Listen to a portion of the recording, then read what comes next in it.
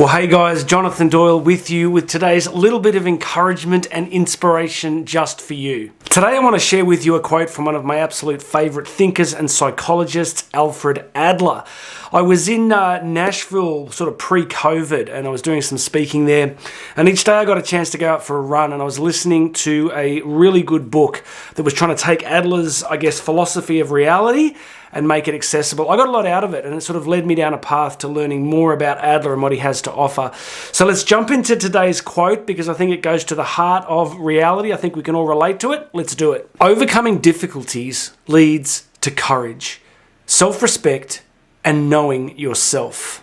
Okay, here's my basic take on where we are as a culture. We're highly therapeutic, we're highly comfort and pleasure oriented. So because we live in a kind of turbo post-capitalist world, every desire can be catered to, and a lot of our system runs on consumption, right? So the economic model requires us all to be consuming and consuming and consuming, which makes it easy to be comfortable, right? It makes it easy to spend a huge amount of time sitting in front of Netflix, wasting time doing a whole bunch of stuff. Our food system is highly calorie dense, so we don't have to go looking for food compared to what our ancestors had to do. You know, before you blink, life can be very, very comfortable, very easy. And this is what Adler's reminding us of, that doing difficult things, seeking out difficult things, is kind of central to that journey of becoming the person you're really capable of becoming. You see, if you don't do difficult things, if you don't attempt difficult things, then nothing really changes. And I keep telling people, and I have for years, that you're never going to really feel like doing them.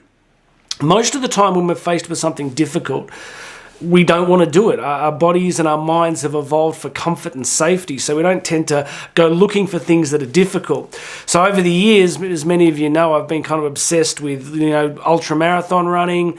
I still train, really hard. I go through peaks and troughs. Like I go through times when I do a little bit less, and it's like I've got this internal barometer. I get to a certain point and I'm just like, I need to get back to it. And I'll just start training harder again. Even as I get a bit older, I'm still pushing myself and trying to grow and develop. So I guess what I want to say to you in this message is, are there places in your life at the moment where you are genuinely seeking out discomfort, things that are scary for you, that are forcing you to sort of generate a greater level of courage in your life? Sometimes I think, it's like a paradox. I've said that life's very comfortable, but life can also be pretty difficult. Things can happen randomly to us and there's plenty of suffering. So the question is, well, why would we go looking for suffering if it's going to come find us anyway? I think it's one of the mysteries of life. I think that as we grow, if we want to grow, that there's this weird thing that if we want to go and seek harder things, then the universe, God, is going to allow us to grow. I've been coaching lately. I've been coaching a sporting team, and you really see it up close.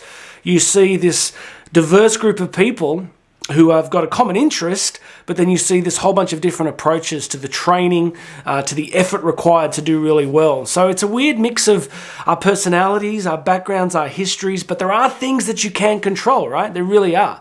There's definitely things that you can control. And I think if you just look into your life at the moment and start to go looking for something that's going to challenge you. It could be a difficult conversation. It could be going for a promotion. It could be something that involves fitness or training.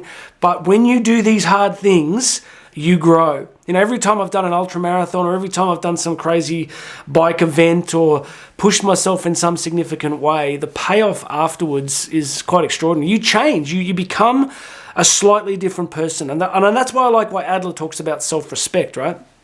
Because he's reminding us that as we do these things, we begin to look at ourselves and say, wow, I'm the kind of person that can do these difficult things. It's very much like a snowball on the top of a mountain. Once you begin, then things begin to develop and you just get better at it over time. So look, summary, you can have any kind of life you want, but I would like to remind you that if you really want to grow, if you really want to develop, it won't be easy. You're going to have to seek out difficult things, but as you do them, you'll change in the process. Okay, that's it for me today. Please make sure you subscribe, hit the notification button wherever you're seeing this, share this with a few people, and get the link here below because that's going to take you to a completely free access to my book, Bridging the Gap. I'm going to send you a chapter every couple of days. So if you haven't got that, grab it in the link below, grab the free book. My name's Jonathan Doyle. I'm going to have another message for you tomorrow.